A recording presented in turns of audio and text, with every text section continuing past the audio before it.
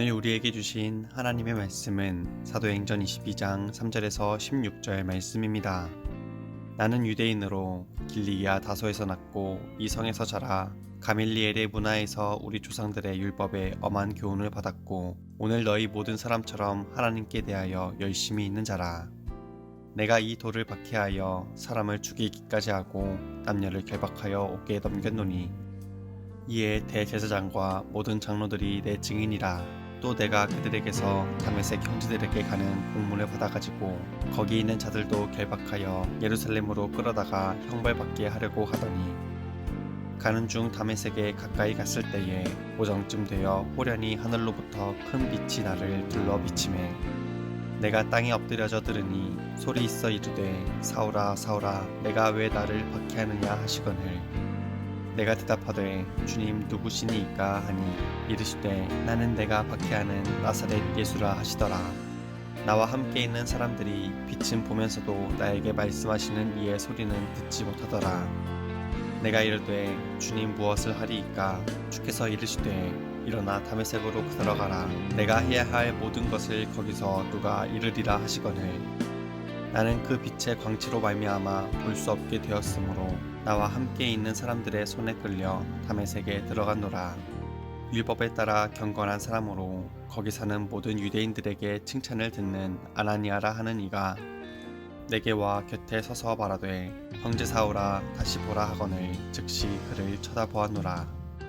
그가 또 이르되 우리 조상들의 하나님이 너를 택하여 너로 하여금 자기 뜻을 알게 하시며 그 의인을 보게 하시고 그 입에서 나오는 음성을 듣게 하셨으니 내가 그를 위하여 모든 사람 앞에서 내가 보고 들은 것의 증인이 되리라. 이제는 왜 주저하느냐 일어나 주의 이름을 불러 사례를 받고 너의 죄를 씻으라 하더라. 오늘 이 말씀에 많은 은혜 받으시기 바랍니다. 바울처럼 바울 사도처럼 그리스도인은 누구나 하나님을 만나고 하나님을 경험한 스토리를 자기 나름의 스토리를 늘 기록하고 있는 사람들입니다. 여러분들이 의식하든 의식하지 않든 또 논리를 갖추어서 또 격식을 갖추어서 설명할 수 있든 설명하지 못하든 이 스토리를 갖고 있다는 데에는 우리가 모두 공통의 경험이 있어야 합니다. 하나님을 만난 경험 또 하나님을 경험한 이야기를 써내려갈 수 있어야 합니다. 그리스도를 만난 경험, 그리스도를 경험한 이야기를 써내려갈 수 있어야 합니다. 사도행전 22장에 이르면 9장하고 22장이 이렇게 겹치게 되는데요. 오버랩 되게 되는데 바울이 자신이 하나님을 만나고 그리스도의 사람이 된 이야기를 아주 분명하게 전하고 있습니다. 사도행전 9장에 기록된 이야기가 사도행전 22장에는 틀을 갖추어서 바울 사도 전체의 인생을 관통할 수 있는 하나의 스토리가 돼서 우리한테 전해지기 때문에 22장이 중요하다 하는 점을 우리가 말씀해 드렸습니다. 이 사도행전에서 아주 반복해서 바울의 스토리를, 바울의 신앙의 스토리를, 인생의 스토리를 우리에게 전하는 이유가 있을 것이라 이렇게 생각됩니다. 디모데서 1장에 보면 바울이 디모데라는 인물을 선택한 이유에 대해서 몇 가지 이유를 얘기하는데요. 디모데가 가지고 있는 거짓이 없는 믿음, 또 두려움 없는 믿음, 특별히 그의 외가를 통해서 전해지는 외할머니나 어머니를 통해서 전해지는 믿음의 스토리가 있는 믿음 때문에 디모데를 선택한 것을 디모데후서는 아주 분명하게 밝히고 있습니다. 자신이 경험한 믿음의 스토리를 공개적으로 많은 사람들 앞에서 믿는 사람이든 믿지 않는 사람들이든 회중 앞에서 증언하는 것을 우리가 간증이라고 한국 교회에서는 불러왔죠. 간증이라고 우리가 한자어를 쓰는 이유는 한자어가 갖고 있는 일종의 의미 때문입니다. 간증이라는 의미는 예전에, 이전에 범죄에 관계에 있는 증인이라는 원래의 뜻으로부터 시작했다고 그래요. 이것이 이제 교회에서 쓰이면서 내가 경험한 신앙적인 체험을 또 통해서 하나님을 증명하는 것, 이것이 이제 간증이라고 우리말 사전에 자리 잡게 되었습니다. 앞에 쓰이는 간자가 방패 간자입니다. 방패는 방어하는 거죠. 막는 거죠. 그래서 내가 전했던 잘못, 신앙적으로 보면 하나님 보시기에 잘못을 범한 것을 자기가 시인하고 다른 사람에게 공개적으로 증언하면서 하나님을 통해서 내가 어떻게 변화된 삶, 새로운 삶을 살았는가를 좀 논리적으로 혹은 잘 설명하는 거죠. 그래서 제가 하나님을 만나기 전에는 이러이러한 사람이었습니다. 제가 하나님을 경험했습니다. 이런 일로 하나님을 경험하게 되었습니다. 또 하나님을 경험한 다음에는 제 잘못을 범한 것을 깨닫게 되고 또 제가 제 인생을 고쳐서 이렇게 하나님의 은혜 가운데 새로운 삶을 살게 되었습니다. 이것이 이제 간증이 갖고 있는 일종의 틀이라고 볼 수 있습니다. 사도행전 22장에 보면 우리의 믿음의 스토리가 어떠해야 될지를 바울이 아주 잘 전하고 있습니다. 3절부터 저희가 함께 읽었는데요. 2절로부터 쭉 이어지는 아주 긴 스토리에서 바울은 이렇게 간증합니다. 첫 번째는 자기의 출신과 성장 배경에 대해서 얘기합니다. 저는 유대인이었습니다. 다메섹에서 하나님을 만나기 이전에는 나는 정통 유대인 가정에서 태어났고 또 잘 자라나서 청년 때는 열정을 가지고 하나님께 열심히 있는 청년으로 인정을 받았고 또 랍비 아래에서 좋은 랍비 밑에서 훈련을 받는 일종의 랍비를 배우는 가말리엘의 제자 가운데 있었습니다. 저는 아주 인정받는 유대인이었고 열심을 다하는 유대인이었고 하나님의 율법에 목숨을 걸어서 최선을 다해 살아왔습니다. 저는 젊은 시절 부끄럽지 않은 인생을 살아왔습니다. 나는 누구보다 유대교를 지키기 위해서 하나님을 위해서 충성하는 사람이라고 자부심을 가질만 합니다. 그런데 그리스도를 만나게 되었습니다. 다메섹에서 그분이 저를 부르시고 제가 그분의 사람들과 함께 사도들에게 세례를 받고 영향을 받고 나의 삶을 돌아보니까 내 인생이 달리 보였습니다. 나는 죄인이었습니다. 나는 죄 없는 그리스도를 따르는 사람들을 핍박하던 사람이었습니다. 내가 내 안을 돌아보니까 나는 율법을 따라서 경건한 사람으로 생각했는데 아주 착한 나와 선한 나와 선하지 않은 악한 내가 매일처럼 싸움을 벌이는 것을 보게 되었습니다. 지금 돌아보니 그리스도의 복음의 빛에서 보면 나는 육신을 따라 사는 삶입니다. 나는 그리스도를 만난 이후에 나의 공고한 영혼을 보게 되었고 거룩한 영을 따라 사는 사람으로 변화되었습니다. 이제부터 나는 새로운 사람이 되었습니다. 이전의 사람, 옛사람의 옷을 벗어버리고 새로운 사람의 옷을 입고 나는 지금 그리스도를 보고 듣고 경험한 대로 증언하는 증인이 되었습니다. 그 증인들이 말씀에 반응하면 세례를 주고 그리스도의 사람으로 만들어서 그들이 새로운 공동체, 교회 공동체를 형성하는 데 쓰임받는 그릇이 되었습니다. 이런 내용들이 아주 조리 있게 아주 분명하게 쓰여져 있는 것이 사도행전 12장입니다. 제가 지금 말씀드리는 것은 모든 그리스도에게는 이런 경험이 있습니다. 그 경험을 내가 잘 정리할 수도 있고 또 논리적으로 설명할 수도 있고 또 경험했지만 그렇게 하지 못할 수 있는데 그리스도에게 제일 중요한 것은 자기 믿음의 스토리를 사도 바울처럼 사도행전 22장에 있는 것처럼 저희들이 쓰는 것입니다. 사도행전 22장이 이 믿음의 스토리를 쓸 때 일종의 좋은 모델로 제가 여러분에게 설명하기 때문에 이 사도행전 22장을 제가 중시합니다. 왜냐하면 그리스도인은 누구나 믿음의 스토리로 말할 수 있어야 하는데 간증할 수 있어야 하는데 바르게 간증하는 게 좀 쉽지 않은 것 같습니다. 여러분이 믿음의 스토리를 쓸 때 제일 중요한 것은 첫 번째 자기 잘못을 먼저 시인하는 것입니다. 나는 죄인입니다. 나는 부족합니다. 나는 연약한 사람입니다. 근데 우리가 교회 안에서 또 여러 그런 컨퍼런스나 이런 모임들에 가보면 유명하기 때문에 그래도 교회 다니기 때문에 혹은 그리스도인이라고 자랑하기 때문에 세우긴 세웠는데 자기를 좀 많이 드러내는 사람들이 의외로 한국교회에 많이 있습니다. 이 점은 굉장히 어려움이 됩니다. 그래서 간증자를 세울 때도 조심해서 세워야 하고 간증하는 사람은 더 두렵고 떨리는 마음으로 믿음의 스토리를 전해야 하고 듣는 사람도 가려서 들어야 한다는 점을 여러분들에게 제가 계속해서 말씀을 드렸습니다. 뭐 우리만 그런 게 아니고요. 바울의 시대에도 예수님을 만나고 경험한 사람들이 바울을 따라서 좀 더 자유롭게 자기 이야기를 많이 한 것 같습니다. 근데 고린도 교회에 특별히 그런 사람들이 많아서 그리스도를 따르는데 자기를 자랑하는 일이 고린도 교회 가운데 많았습니다. 바울은 고린도전서에 보면 5장에서 이렇게 얘기합니다. 여러분이 자랑하는 것이 옳지 않습니다. 아주 분명하게 얘기합니다. 여러분이 자랑할 만한 사람들이 아닙니다. 우리가 자랑할 것은 오직 그리스도입니다. 우리 약함을 통해서 그분의 강함이 드러나기 때문입니다. 이런 고백들이 고린도 교회에서 자랑하는 그리스도인 때문에 수많은 갈등과 어려움을 겪고 나서 바울이 경험한 일종의 목회적인 지혜라고 볼 수 있습니다. 그래서 우리 믿음의 스토리 가운데 중요한 것은 첫 번째는 하나님을 만나고 경험한 이야기입니다. 제가 담에석에서 핍박하는 자였는데 핍박을 당하던 예수님을 만나서 제가 핍박을 당하는 사람으로 바뀌었습니다. 두 번째는 변화의 이야기입니다.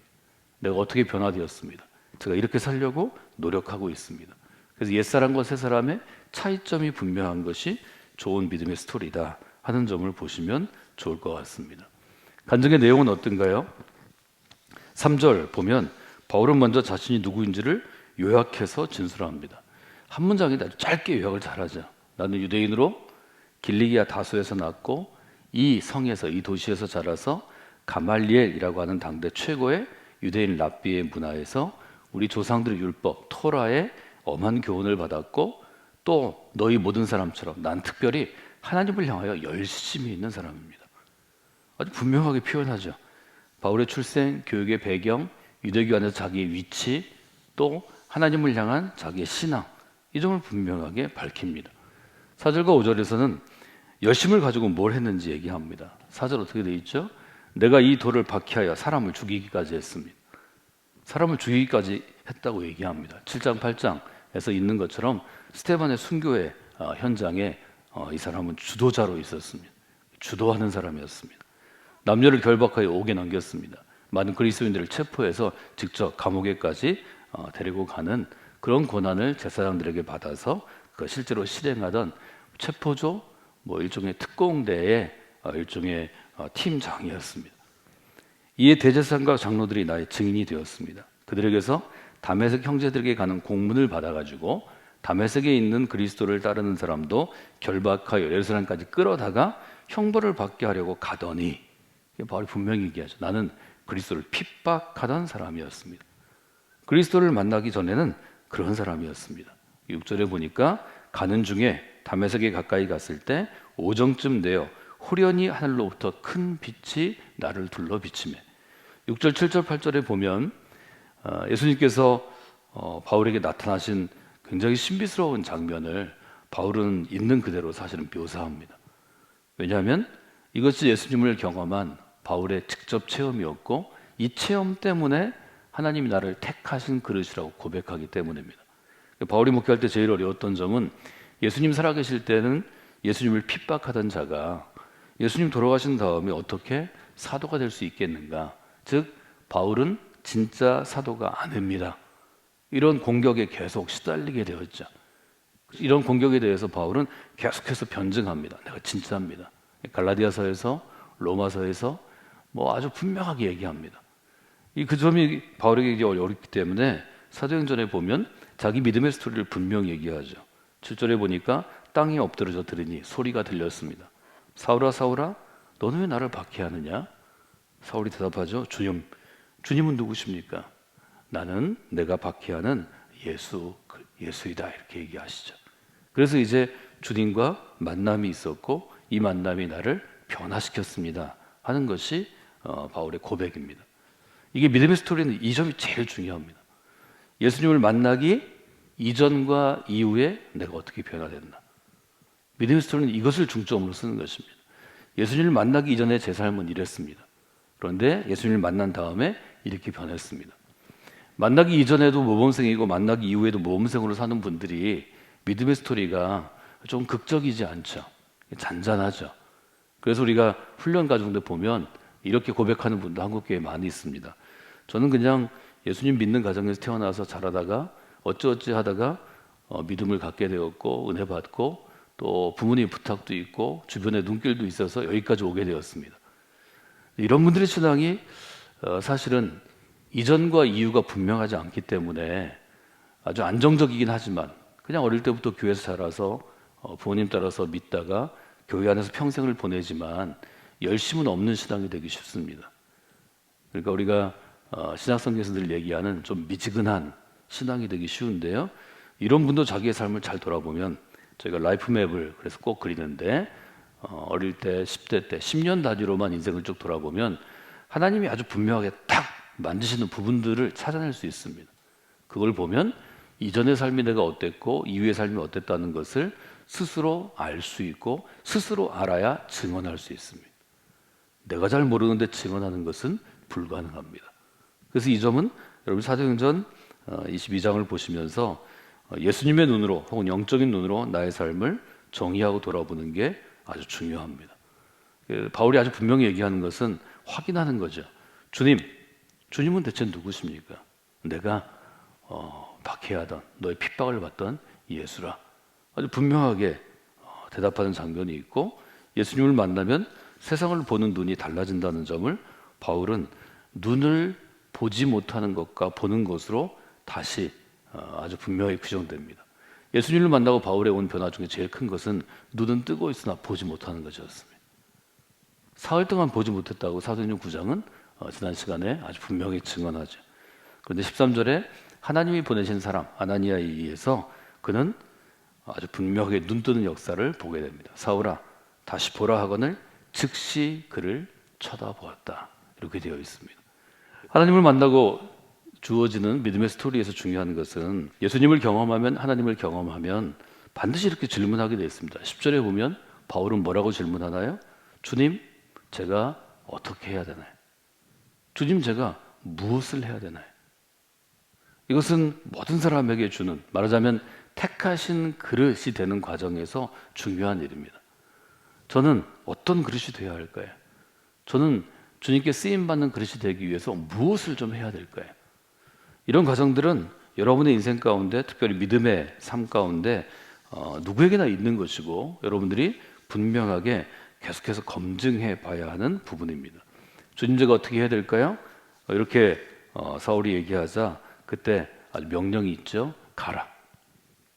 일어나라 가라. 딱 두 단어인데요. 일어나 다메섹으로 들어가라. 그러면 내가 해야 될 일을 누가 알려줄 것이다. 그래서 이제 다메섹으로 가게 되었다. 그렇게 이야기하죠. 바울이 원래 가려던 곳이 다메섹입니다. 장소는 바뀌지 않았습니다. 그런데 가려는 목적은 바뀌죠. 다메섹으로 가서 그리스도를 믿는 사람을 모두 결박해서 예루살렘까지 데리고 가서 감옥에 쳐넣으려고 했는데 목적이 바뀝니다. 그는 그곳에 가서 그리스도의 사람으로 변화되는 훈련을 받고 그리스도의 사람으로 살아가도록 삶이 변화되는 거죠. 그러니까 장소는 바뀌지 않습니다. 대부분 여러분이 은혜 받고 예수님을 만나도 이곳 대전에서 살아갑니다. 그러나 살아가는 목적은 바뀐다는 거죠. 삶의 방향이 바뀐다는 거죠. 이 점이 이제 우리가 바울에게서 볼 수 있는 분명한 이유이고, 왜 살아야 하는지도 바뀐다는 것을 14절 이후에서 아주 분명하게 우리가 알게 됩니다. 하나님이 너를 택하여 너로 하여금 자기의 뜻을 알게 하시고 의인을 보게 하시고 그 입에서 나오는 음성을 듣게 하셨으니. 15절 같이 읽어볼까요? 내가 그를 위하여 모든 사람 앞에서 내가 보고 들은 것의 증인이 되리라. 하나님께서 바울을 부르신 이유에 대해서는 분명하게 이야기하십니다. 첫 번째, 내가 그를 위하여, 그리스도를 위하여. 두 번째, 모든 사람 앞에서. 세 번째, 내가 보고 들은 것에 어떤 것이 되느냐? 증인이 되리라. 이것은 하나님께서 우리를 부르실 때 우리에게 주시는 소명입니다. 우리를 택하신 이유입니다. 우린 직업이 다르고 우리가 만나는 사람들이 다르고 우리 개인의 성향이 다릅니다. 그러나 주님의 부르심을 받은 모든 사람은 어떤 경로든지 증인으로 쓰임 받는 것입니다. 그래서 많은 사람들이 은혜 받고 경험한 다음에 하나님, 제가 무슨 일을 해야 할까요? 기도하는데요. 성경을 읽으시고 일어나시면 됩니다. 특별한 일에 하나님이 무엇을 쓰시는 게 아닙니다.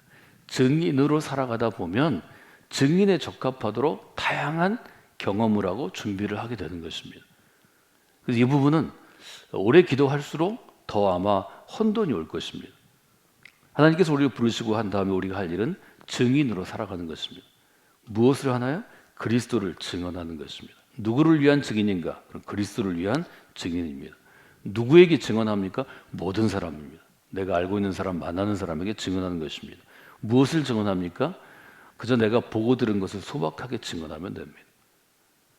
내가 보고 들은 것을 증언하는 것이 제일 능력이 있습니다. 파워풀합니다.